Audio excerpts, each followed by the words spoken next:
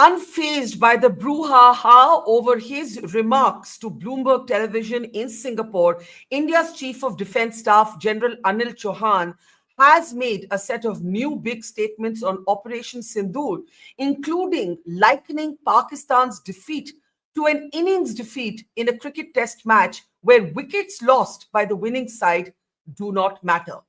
His comments made in a speech in Maharashtra come amid a raging debate over narrative wars. There are those who believe that General Chauhan should not have spoken at all to Bloomberg television.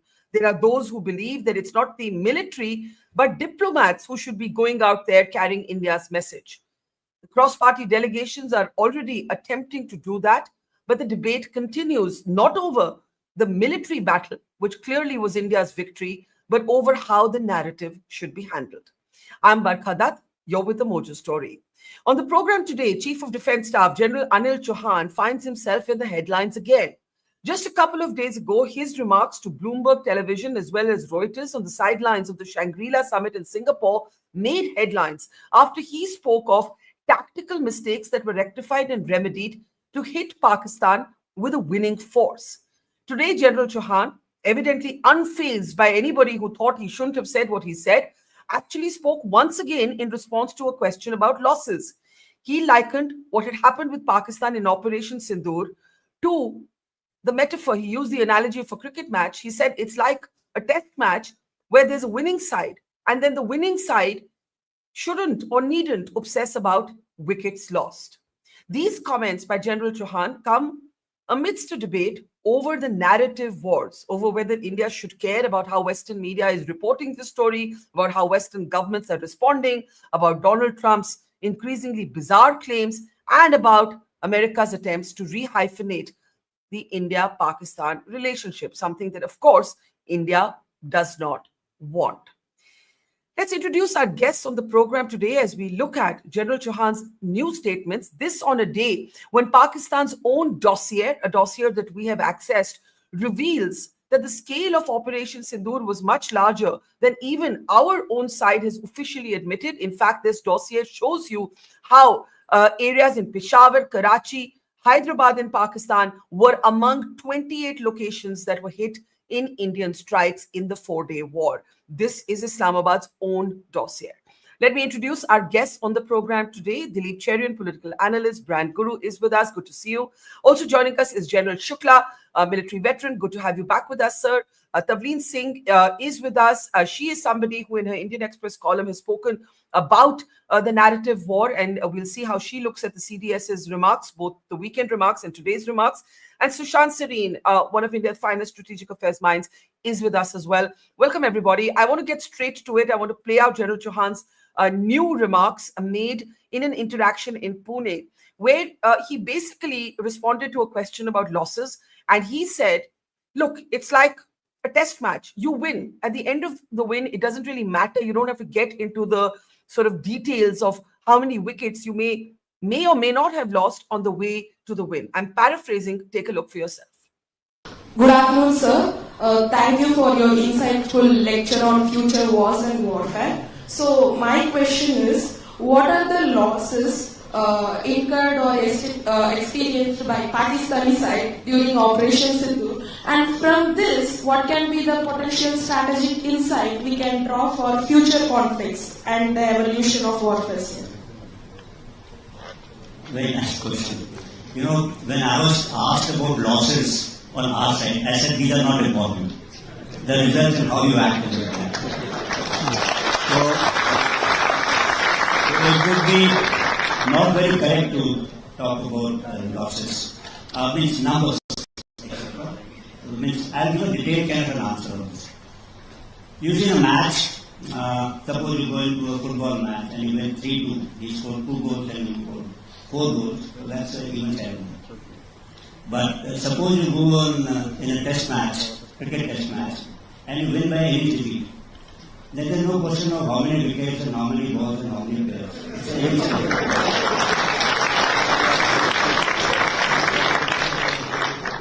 But since there is always this inquisitivity as to the result of your strikes, which was visible, which was more in psychological domain and what was visible to us, all of us, not to us, to globally, to everyone. So, based on technical parameters like electronic intelligence, signal intelligence, at some point of time, we will take out this particular data and share it with us to answer those queries and give prejudice of people like you who keep telling me how many aircraft did we destroy, how many missiles did we destroy. We will make a rough assessment of that and come out with that shortly. One last question. All right, let's open this up. I'll start with you, General Shukla, because in the immediate, by the way, the image you see on your screen is an extract from Islamabad's own dossier that it is circulating across the globe. This adds locations that that we haven't even officially listed yet. It includes places like Peshawar, Karachi, Hyderabad, the Hyderabad in Pakistan, Jhang, Sakhar, also in Sindh, and so on. Now, my question to you, General Shukla, on General Chauhan. Absolutely unfazed by anybody who thought he shouldn't have said what he said to Bloomberg, shouldn't have said it where he said it, shouldn't have said it how he said it. He basically is saying, how does it matter? To which a similar point you made, you said in a boxing bout, you may scrape your knees, what matters is what happens in the end. How do you see General Chauhan's new remarks? How do you see this debate over the narrative wars?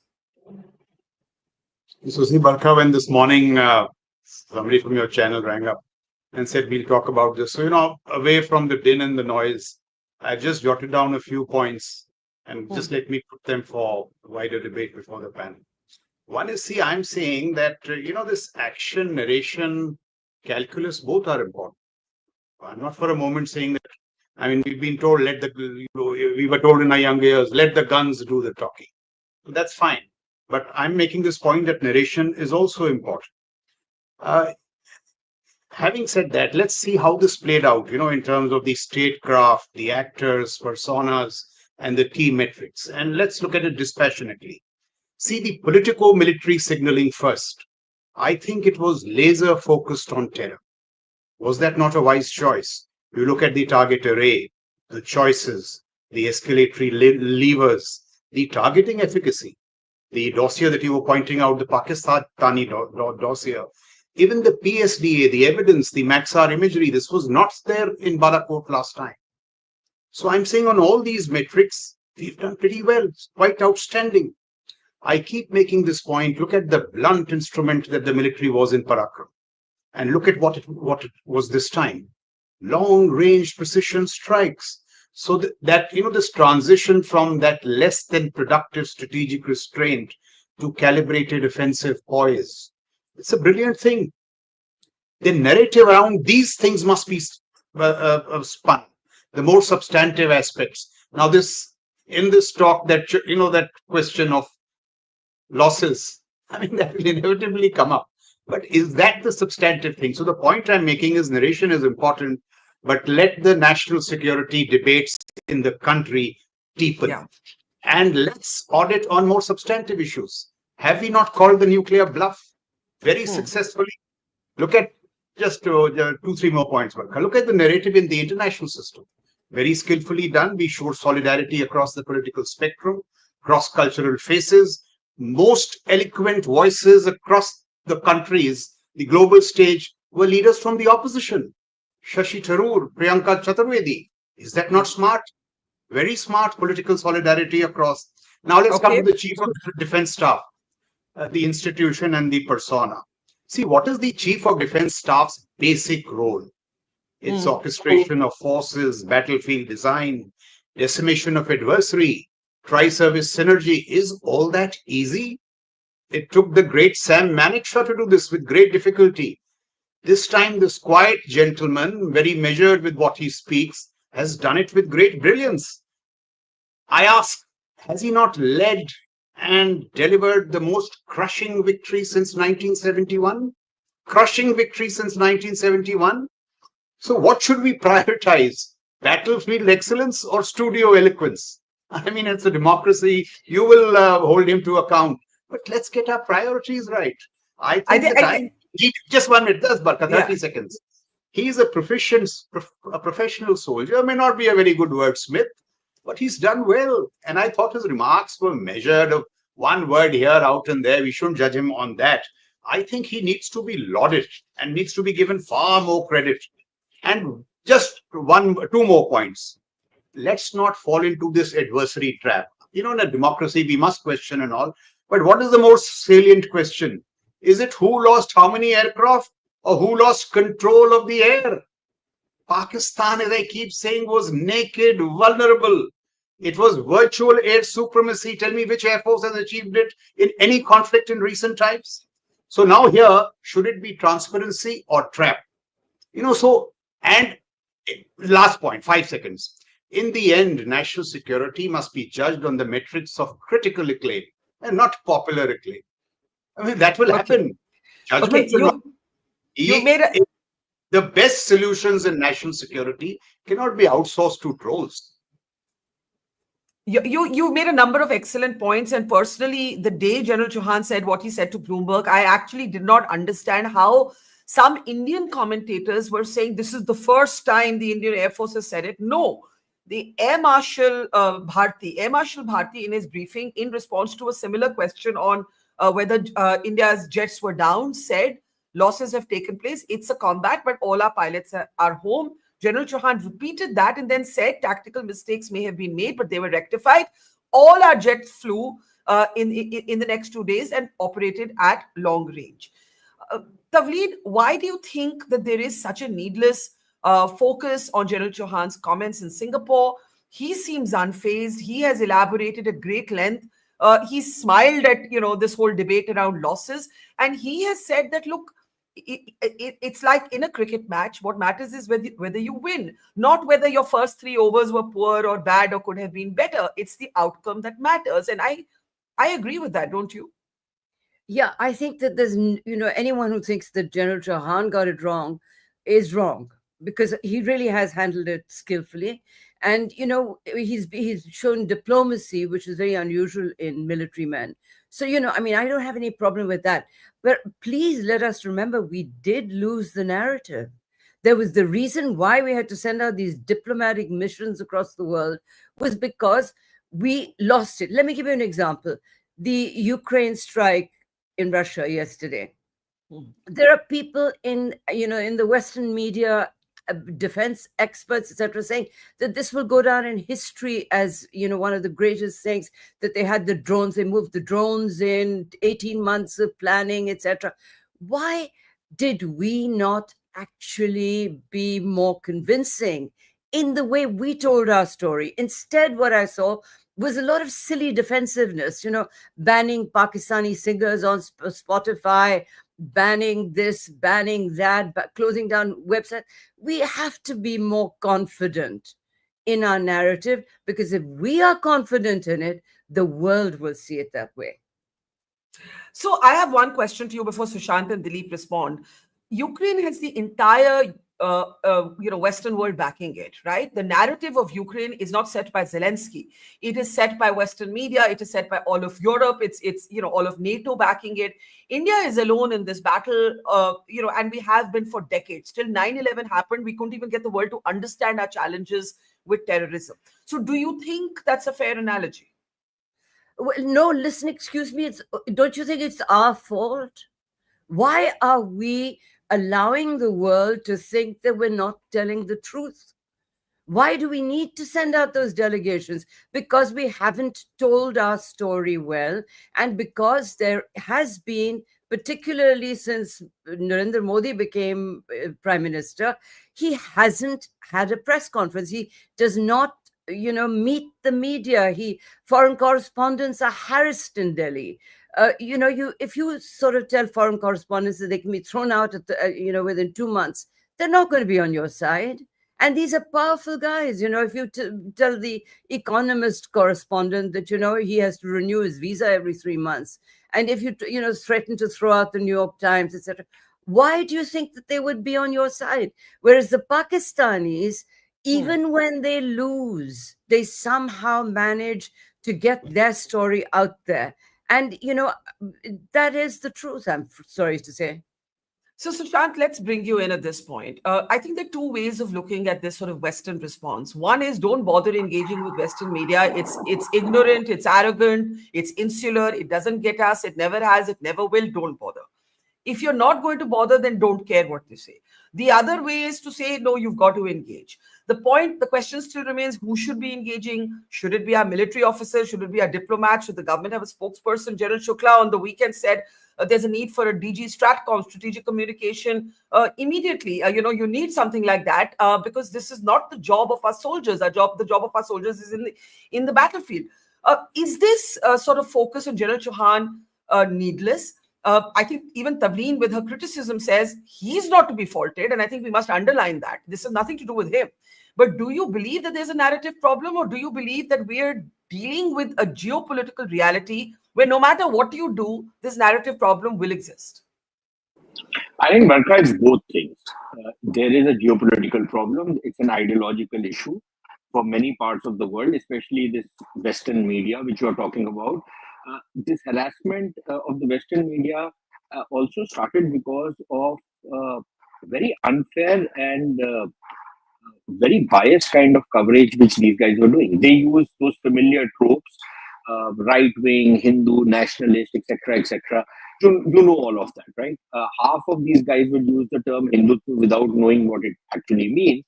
And it's basically a dog whistle for going after anybody who speaks about any kind of Hindu assertion. But that aside, I think the point you make is also very well taken. That look, either you just don't bother about it, but I don't think that is an option. You have to engage with the rest of the world. It's part and parcel of the game. And I agree with what General Shukla is saying that you need to have a proper department of strategic communications. And give me a couple of minutes. Let me try and explain. Look, modern warfare, especially this current conflict that we have just seen, it had three fronts. The first was the military front, and I don't think I can do better than what General Shukla has just told you. And what the Pakistanis are now saying that we were hitting them in Peshawar, we were hitting them in Attak, we were hitting them through the length and breadth of their country, and they couldn't do a damn thing. So the Hamid Mirs and those other Ghaspoos fellows that you have been engaging with can keep saying whatever the hell they are saying, but they know that they got backside got handed to them on a platter.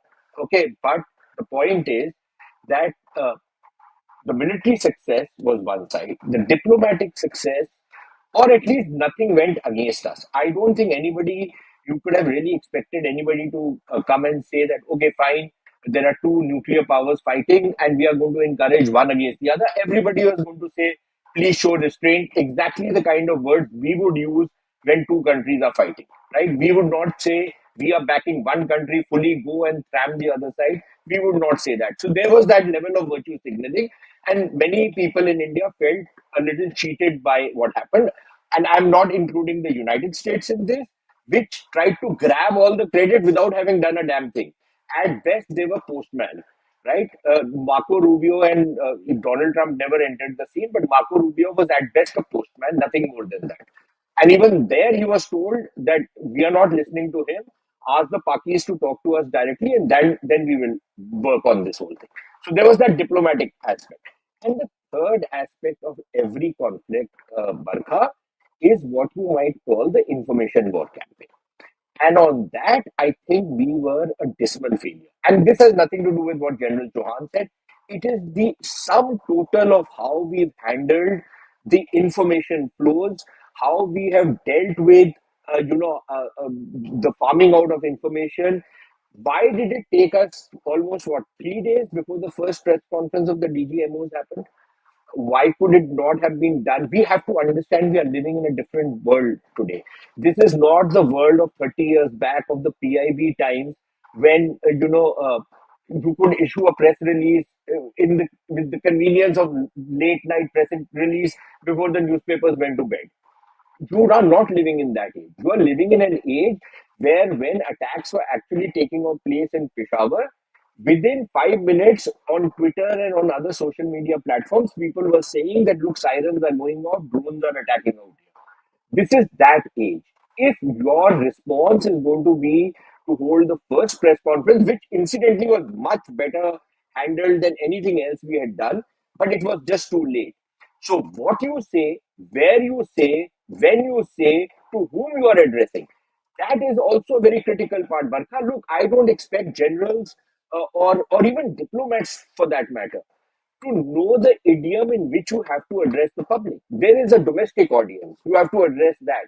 The idiom for the domestic audience is different. There is an international audience. You have to address that. That idiom is completely different. And then there is the enemy audience, the Pakistanis. You have to address that audience also. And that audience, again, the idiom has to be different. How you are going to deal with them, how you are going to treat them, what are you going to say to Yeah. them. We did not factor all these factors in. So I think it is important to get, and part of the reason, Barkha, allow me half a minute more. Part of the reason for that is the kind of bureaucratic structures we have for controlling information. Uh, you either have people who simply don't understand information and strategic communications, or you have people who are bureaucrats and are so scared of saying something lest it backfires on them because nobody has actually thought this thing through. Now, you can't have an Indian information service handling strategic communications. You can't have Fauji's alone handling strategic communications, and you can't have diplomats or IAS officers handling it. You need to rethink this entire thing. I'm not saying I have the solution, but you really need to rethink this entire thing before you can, you can actually start joining this war in the way it needs to be done. And it's not that the Pakistanis have done a very good job. The kind of nonsense they have spouted, their media does not have the testicular fortitude to even question the kind of bullshit they have been told. That there were drones flying over Delhi, that Yeah. they had carried out, grid stations were attacked, all kinds of other nonsensical things which these mere thieves are been spreading. None of it Hmm. happened. And yet they have been, following what is normally called the swallow and vomit kind of journalism. Nobody has questioned that. None of the Western media guys have asked on what is the kind of propaganda that was being done on Pakistani channels. So quite clearly, I think, we were also left a little wanting in terms of coming out with information with the speed and with the clarity it should have. So, for example, and last point, Barkha, we attacked Karachi on the second day, Hmm. okay, which was announced by the press conference when they said Malir cantonment. Now, if 99% of the people in India don't know that Malir is the cantonment of Karachi and we attacked Karachi, everybody assumed we attacked the Karachi port. We never attacked the Karachi port, right? We Yeah. attacked the air defense systems in Karachi. But Yeah. hitting Karachi is the first time anybody has done something like that since 1971. So, Yeah. people need to put things in perspective and need to explain that information, need to deliver it much better. Otherwise, we suffer the kind of stuff which we have suffered this time around. So I think this is a really important point about Karachi, Sushant. By the way, for the record, I have not engaged with Hamid Mir in decades, and our channel is blocked and You banned in haven't missed much. Pakistan.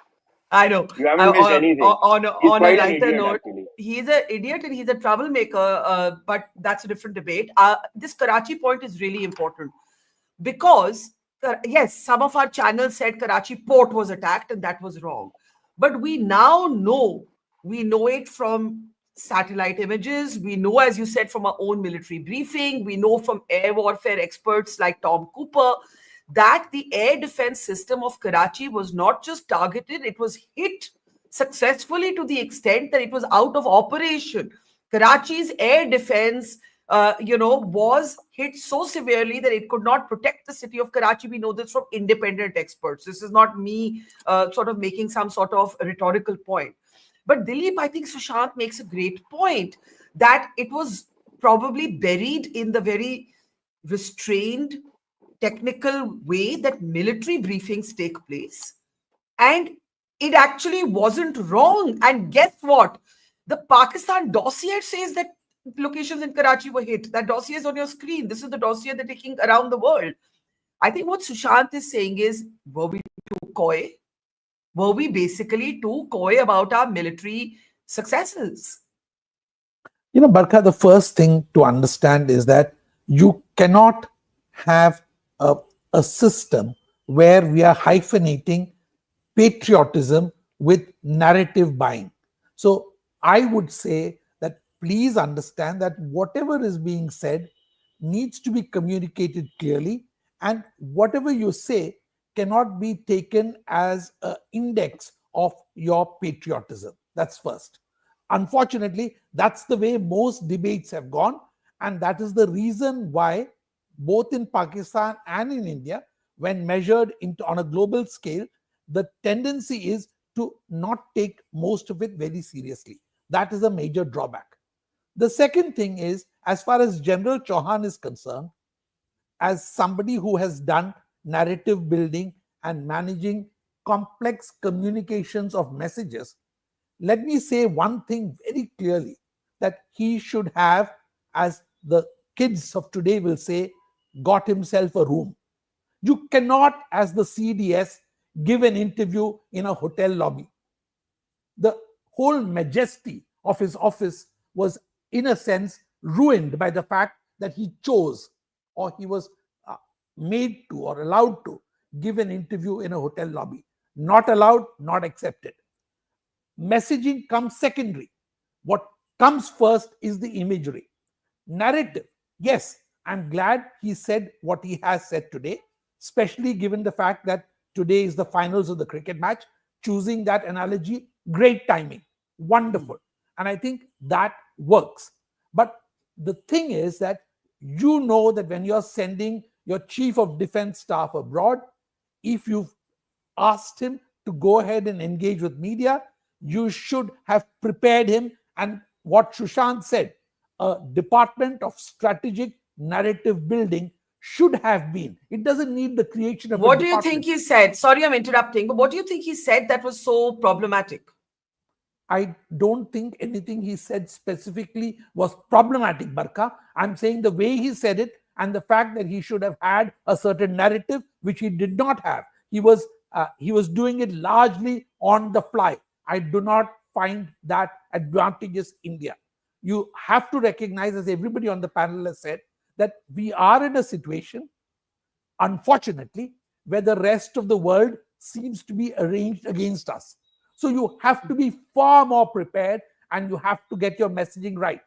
Just give you an example. You've been putting up the visuals of Pakistan's dossier. Our message has been that we did targeted striking of terrorist outfits. They are going to twist this around and say that India was targeting all kinds of places. No, but this was later, Dilip. This was later. This was not on the first night. We hit them I on the terror understand. basis the first night. Jai Shankar then said, which he was targeted for by the opposition, that we conveyed that if you do nothing more, we'll do nothing more. They then sent drones and missiles into our cities. We hit back, and that's when this happened. I just want to be very factual about the timeline. Yeah. I fully agree and endorse your reading of the timeline, and that's wonderful. But the rest of the world is not going to go into, they did this on day one, we did this on day two, they said this on day three, we did this on day four. That's not how narrative works. The total time and space for this, a bit like the Wisden Almanac and cricket, when Jains or anyone seriously in this business analyzes it, they are going to look at numbers. They're going to look exactly at what happened on day one, day two. But as far as narratives are concerned, they get built very fast, and then they become part of the editorial landscape. And you know that as well as I do, that once that gets cast in a certain direction, changing it takes a hell of a lot of work, and we will actually be battling that for some time to come, unless we have a sequence of such messages that happen today coming out very quickly. Okay, let me play out another clip of General Chauhan's speech today. He seemed, by the way, quite unruffled by all of the attention around him. He was smiling. He took extempore questions from the floor, from the audience. But he did make this comment about how on the 10th of May, and this is very important because this is the day that the war seems to, or the conflict seems to reach a crescendo. But it also is the day which ends with a halt in hostilities. And he actually says that Pakistan was planning a 48-hour operation. They had just announced their own operation against India that morning. But because of the power of, India's retaliatory force against Pakistani air bases, air systems, air defense systems. They were forced to fold up in 8 hours. Let's take a look at this clip. Although lost by Pakistan on 10th of May at about 1 a.m., its aim was to get down India to its knees in 48 hours. Multiple attacks were lost. And in some manner, they have escalated this conflict, which we had actually hit only terrorist targets, but also into the military domain. From their perspective, it would have been rational in the sense they would have said that you use military means to hit these targets. But it was also rational on their part, operation which they thought they'll continue for 48 hours, folded up in about 8 hours. And on 10th, when they picked up the telephone and said they wanted to talk. And I think that the rationale behind this the realization coming in stemmed from two facts. That one is they must have assumed that if they continued this mode, they're likely to lose much more. So hence they picked up the telephone. And second thing, since they had struck us at multiple fronts, they still did not have the benefit of understanding what they had struck. So, General Shukla, I want to bring you in here. Trolls might say, oh, why is he calling the Pakistan? Kind of stupid discourse sometimes on social media. What he's actually saying is Pakistan rationally understood that they could not continue with their 48-hour operation that they had planned because their air defense was hit and they were not able to breach anything in India. That is the sum total of it. So it was a rational assessment of failure, or a rational assessment that we need to call a halt to this. So we need to call, the Pakistan DGMO calls our DGMO, and the rest, as they say, is well documented. Now react to everything you've heard. I think everybody is united on one thing, that there is no ambiguity over the military, neither how General Chauhan, what he said, and of course the sort of very successful operation that took place, compelling Pakistan to make this phone call. But Sushant's example stays with me, that Malli can't. Who knows this except like the 2,000 people who follow India-Pakistan conflict? Did people understand it? Did the media understand it? Did the media understand the difference between Karachi port and Malli Can't, between Karachi air defense and, Karachi port? So respond to everything you've heard. So see, my response is that all this stuff is pretty complicated. When Manekshaw was magnanimous to those 93,000 POWs, what was it? It was soldierly grace. So here he's acknowledging that the opponent is not a fool. He's also rational, but I still outwitted him. I still beat him. So I see no contradiction here. In fact, what he says is what Shehbaz Sharif also said in a statement. Ki bhai hum namaz ke baad ye karne wale the and we got preempted. So in fact, this statement has been, the truth of the veracity of it has been acknowledged by Shehbaz Sharif. But I'd like to make, one or 2 points. We must have a narrative in the West. But which part of the West? Are you telling me that the New York Times and the Economist is always militarily accurate on national security matters? It is not. I'll tell you. Go to the Foreign Affairs November's edition last year. There's an article on total war by Meera Kalin, civilian. I don't know who or she is. It resonates with me. It resonates with the military. It is substantive. Go to the war on the rocks. It resonates with me. That part of the Western narrative I must win over. I've spoken to a number of people, informed people across the Western world. By and large, the strategic commentariat is extremely appreciative of what's happening. So it is which part of the West do we win to win over? That part of the West which said under a nuclear umbrella you can go on a terror rampage?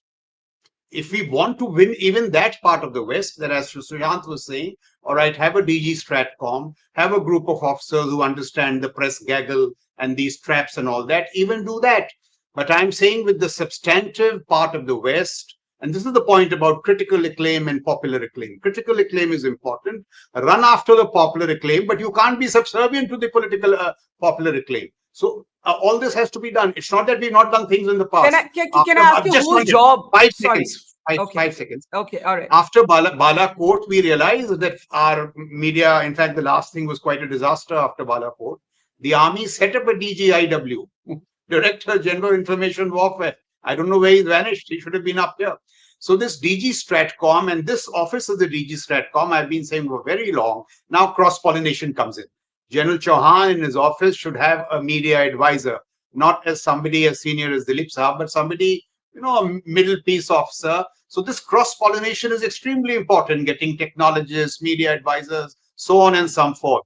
But I'm saying at the end of it, the military substance matters. Those in the know of things know that India has registered a pretty comprehensive victory. We must be, hold our ear to all this, but not get, swarmed by all of this stuff. I think yeah. In the end, I think, if you take the action, narration, calculus in aggregate terms, I think we'll get an A+. We haven't done too badly. And so, Tavleen, why do you think we've done badly? And I think there's an important question here just before you react. I know you disagree with General Shukla. The New York Times and the Washington Post, and I say this as somebody who's written for the Washington Post for 7 years and counting now, they have a certain 1990s understanding of India that hasn't moved a lot, especially when it comes to any conflict between India and Pakistan. It is immediately presented with this graph that says India and Pakistan have fought 4 wars over Jammu and Kashmir. I have fought with editors who will force you to add that line because what has happened right now is not a fight over Jammu and Kashmir. What happened in 2611 is not a fight over Jammu and Kashmir. The Lashkar and the Jaish are not a fight over Jammu and Kashmir.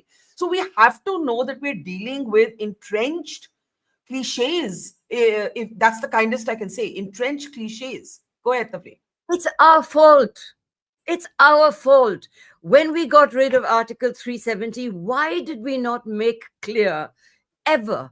Why did the political establishment in Delhi not try to convince? And by the way, don't dismiss the New York Times and all, as the general just did. You're talking about military circles somewhere, and I'm a soldier's daughter, okay? I understand how the military works probably as well as you do. But, nobody's interested in that. What we are trying to convince is public opinion in a village that the world has become. And in that, we did lose out because we never at any stage, for a start on Article 370, everyone is in agreement in India that it had become a wall. It was not at all facilitating either the Kashmiris or us. It was a nightmare.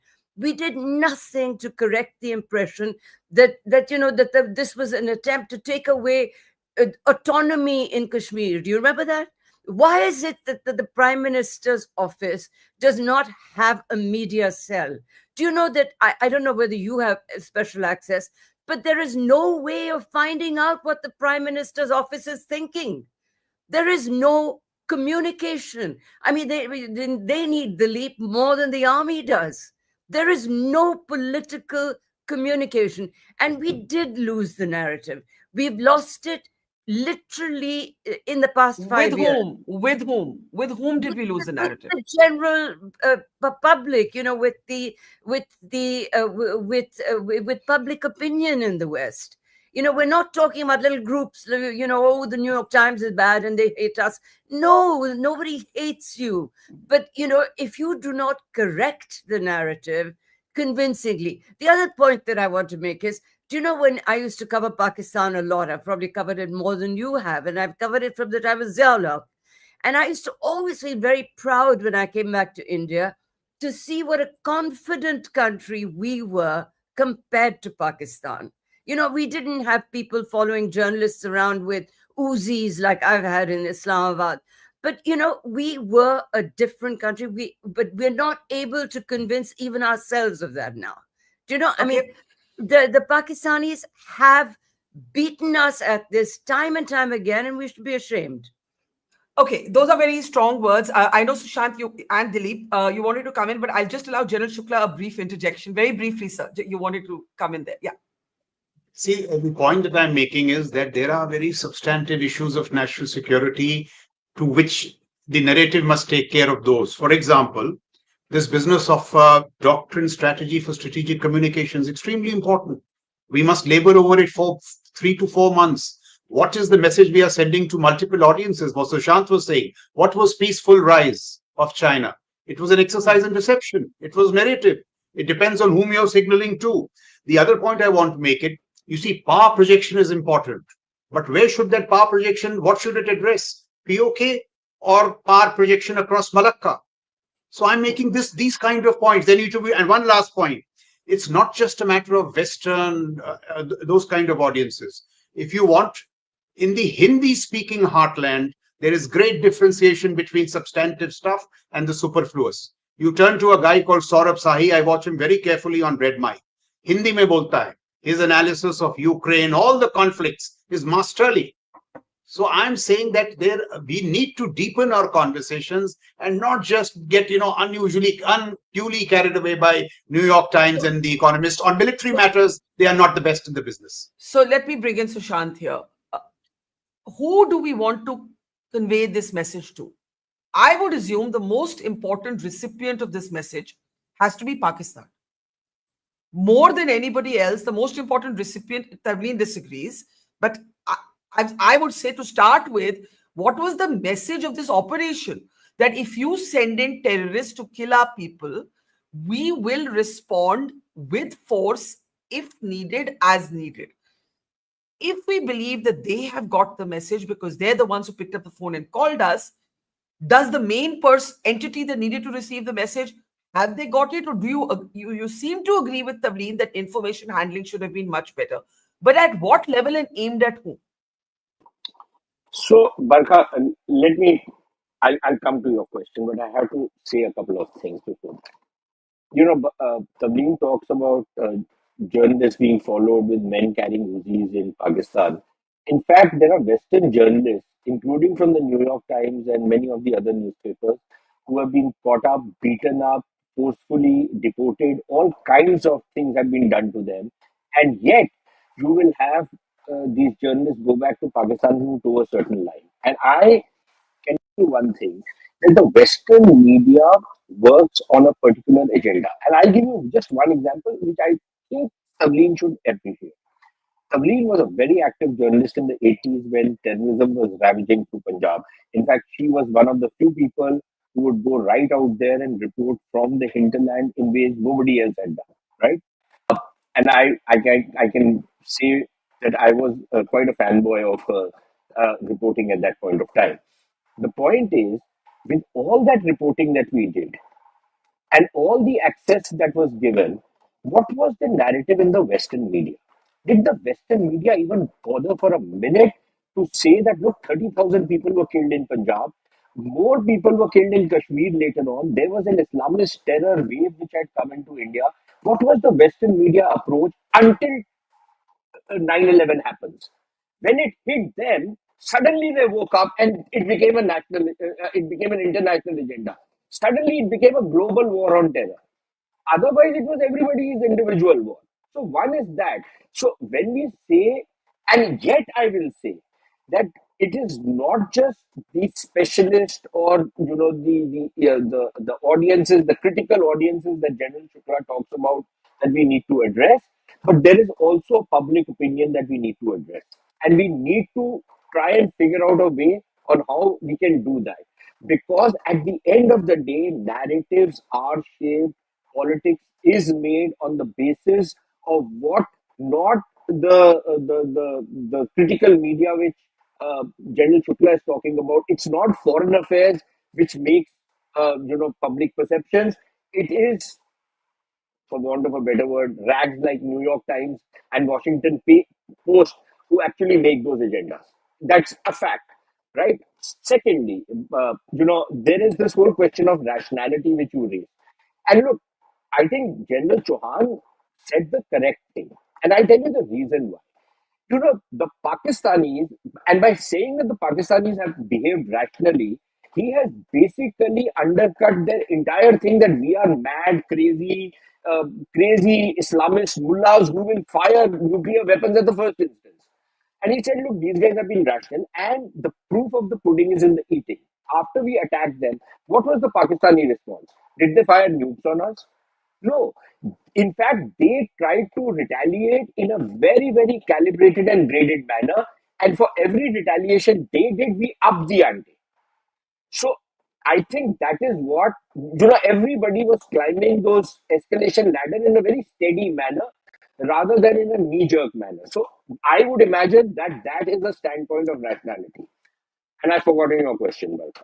No, I agree with you on the rationality. I was just saying that the level of conversation is sometimes so stupid on social media that people will attack him for that. Not that I didn't understand what he meant, but my question was, who is this narrative aimed at?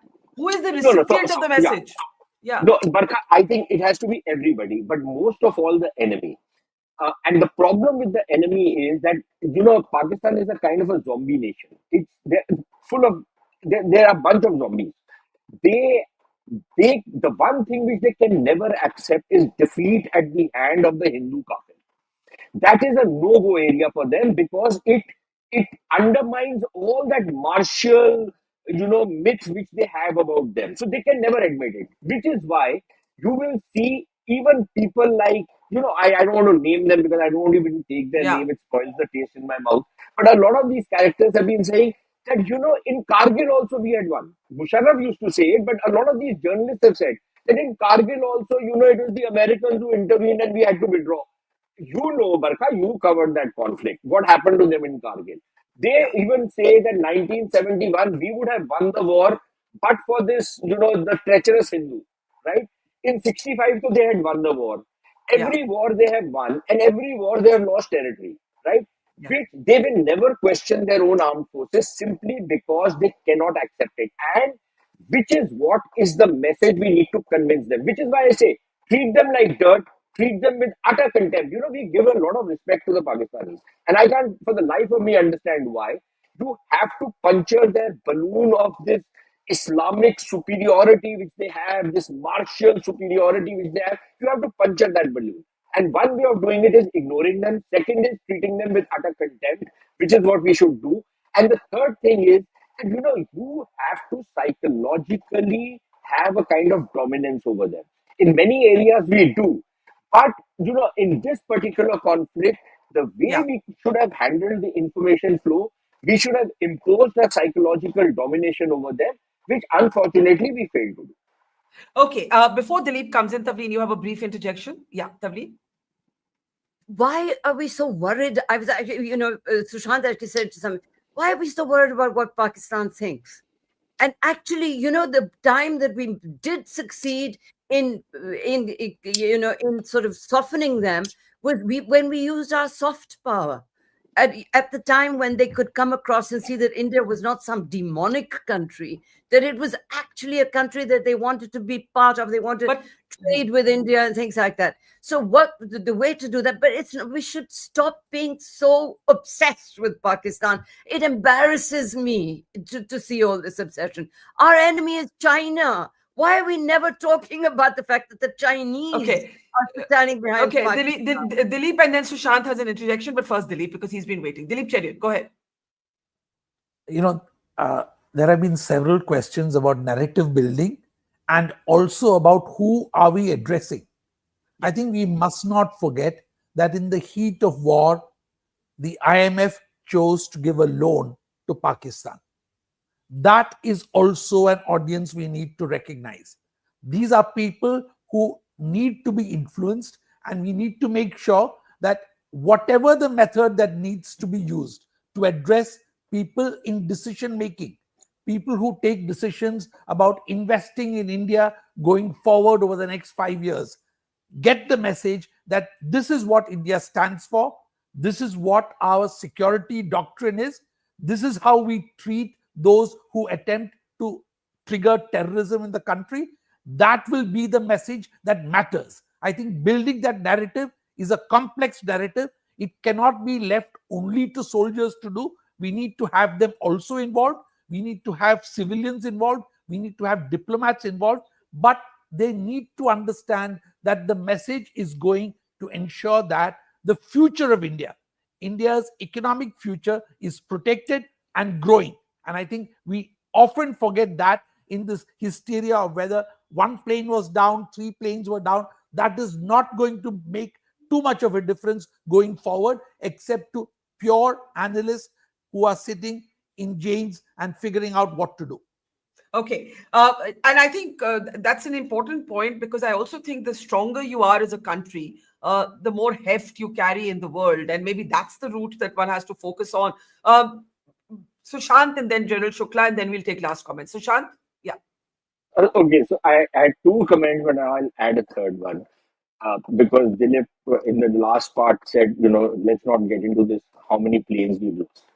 While I agree with it, my analogy is that, there have been people who would switch off the television after Sachin Tendulkar and Virat Kohli got out and they didn't care whether India has won the match or not.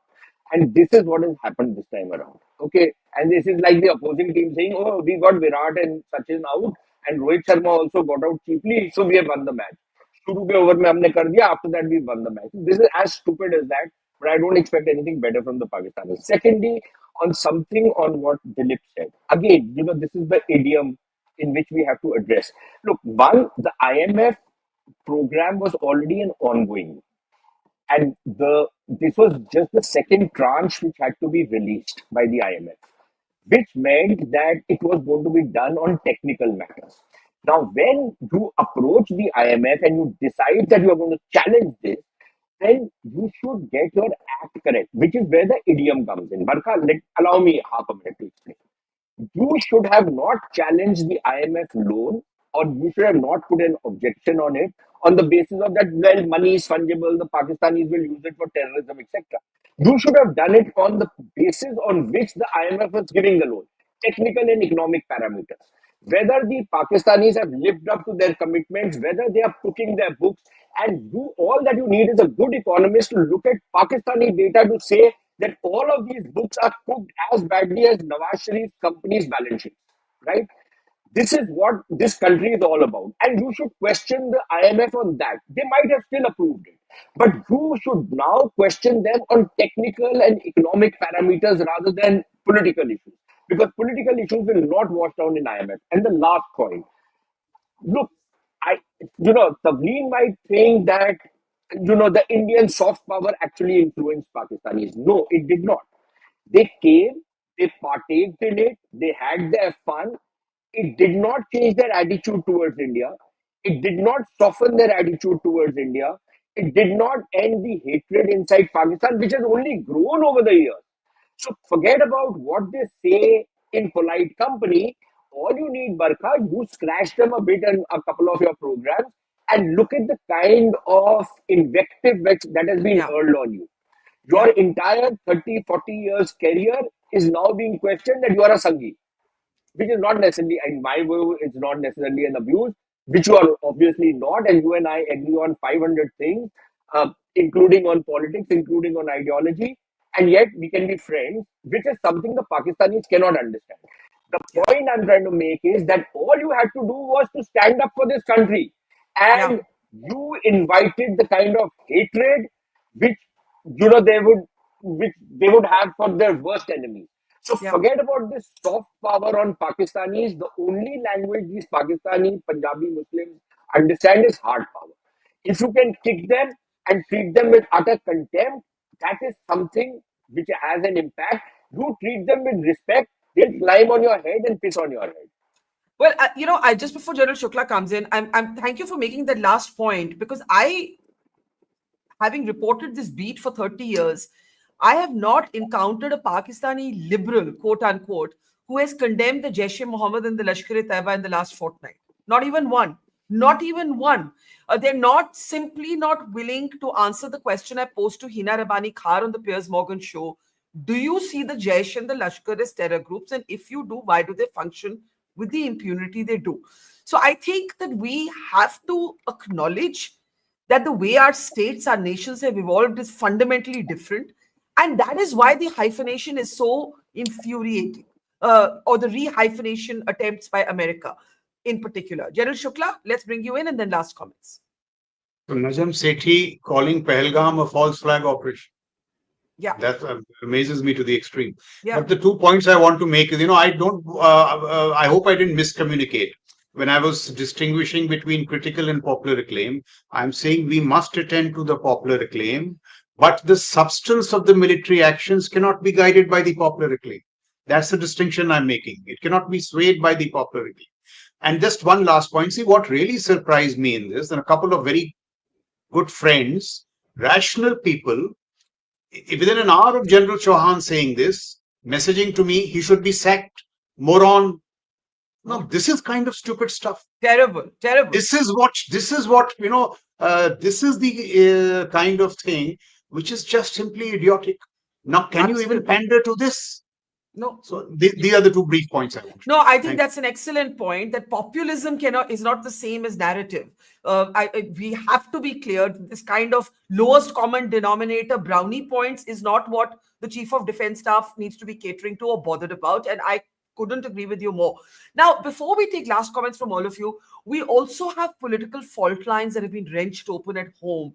And we need to talk a little bit about that in the context of the larger narrative wars. So we have all of these bipartisan delegations, Shashi Tharoor, Manish Tiwari, Asad Owaisi, now Salman Khurshid, becoming the face of the India story on Operation Sindoor. But at home, you have the Congress in particular speaking in a very different language. Rahul Gandhi today has accused the Prime Minister of quote-unquote running away. And this he has said in the context, he started to talk about the caste census, but he also said it in the context of Trump and the India-Pakistan halt in hostilities. Take a look at this latest from Mr. Gandhi. का वो गला घोट रहे हैं। तो पहली लड़ाई संविधान की है। एक तरफ हम कांग्रेस पार्टी, हमारी विचारधारा, और दूसरी तरफ आरएसएस जो संविधान के खिलाफ खड़े हैं। दूसरी लड़ाई सामाजिक न्याय की। जीतू ने कहा, जाति जनगणना के बारे में बोला। पार्लियामेंट हाउस में, लोकसभा में मैंने देश से वायदा किया था कि कुछ भी हो जाए, जाति जनगणना लोकसभा और राज्यसभा में पास होगा।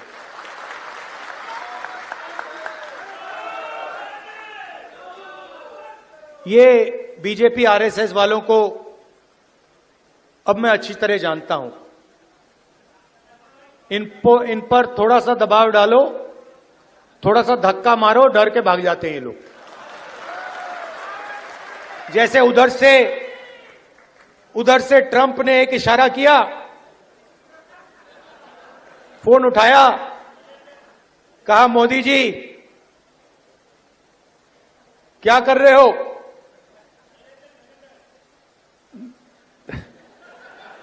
नरेंद्र सरेंडर, और जी हजूर करके नरेंद्र मोदी जी ने ट्रंप के इशारे का पालन किया। आपको एक समय याद होगा जब फोन कॉल नहीं आया था, 7th फ्लीट आई थी, 71 की लड़ाई में 7th फ्लीट आई थी, हथियार आए थे, एयरक्राफ्ट कैरियर आया था। इंदिरा गांधी जी ने कहा मुझे कुछ जो करना है मैं करूंगी।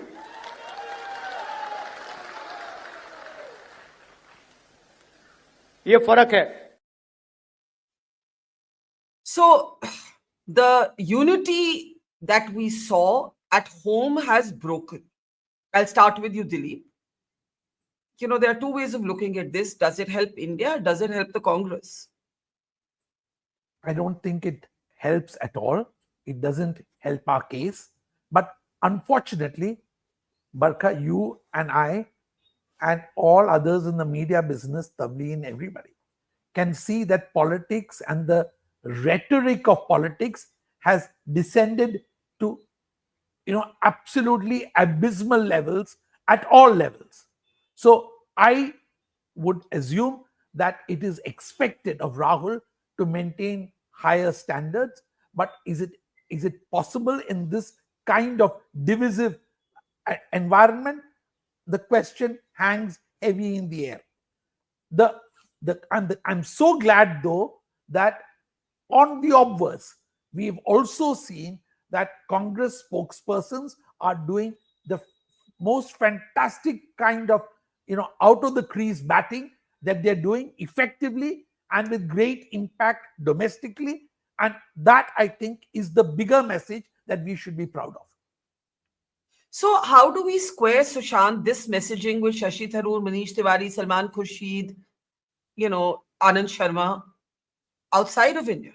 Like, what is going on? And of course, the Pakistanis are going to pick this up. Of course, they're going to pick it up. Can we Yeah, unmute so Sushant? Yeah. Go yeah, ahead. but the Pakistanis will of course pick it up, but this is not a message that is being given or being sought to be given to the Pakistanis. I think many of the other democracies around the world, and we haven't gone to China, for example. We've only mostly gone to democracies. I think they understand that how a country remains united in the when it's talking about an external threat, and how they will go hammer and tongs at each other domestically. So, for example, you had somebody like Asaduddin Owaisi saying publicly, in fact, outside India, that look, I have a lot of differences with the ruling party, but I am an Indian. So out here, I am batting for India. I'm not batting for the BJP, which is fair enough, which is exactly what Manish Tiwari and Shashi Tharoor and Salman Khurshid are doing. It's not as though they're going to go and join the BJP tomorrow. Uh, so I think that distinction has to be made very clear. And my own sense is that look, in India, there is politics in every goddamn thing you do. Okay, there is nothing which is without politics. The point is that what is, as Dilip very correctly says, what is the level at which you are going to be doing that politics? What is the kind of language you are using? What is the kind of agendas you are trying to, propagate? That is what is the critical part. And on that, I suppose we are really falling back. And the last point I want to make is that I personally think that maybe the Congress party, in its desperation, is shooting itself in the foot uh, by taking the kind of positions they're taking. They can just as well question the government on a whole lot of substantive issues, maybe even play the ultra national card and say that, listen, why did you not follow through? Why did you not do certain things? Why don't you do certain things? But they're not doing that. What they are trying to do is throw mud.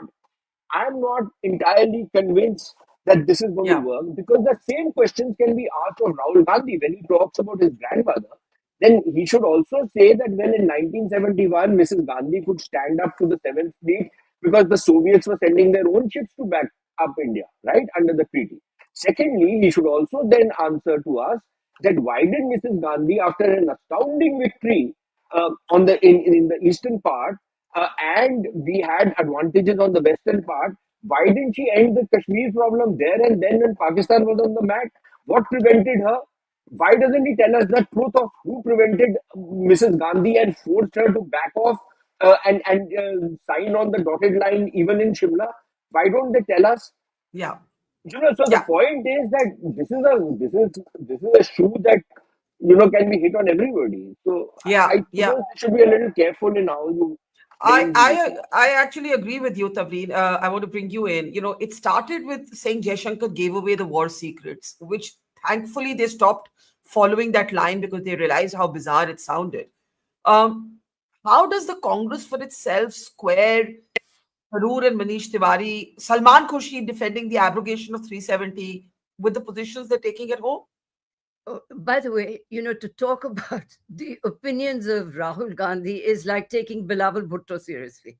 Okay, because really, this is he's now reached a level of juvenility where it's hard to believe that a senior Congress, because you're no longer the young face of the Congress, he's middle Yeah. aged, and that he would make so irresponsible a statement as to say Narendra surrender and all this kind. This Correct. is really juvenile stuff.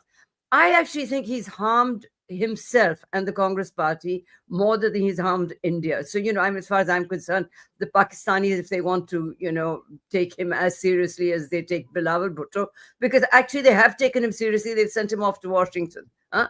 But really, the Congress party, it's a very, very interesting thing that has happened, because what we're seeing is what the Congress party could be if the Gandhi family would back off and stay in the background and let the real politicians in the Congress party come forward.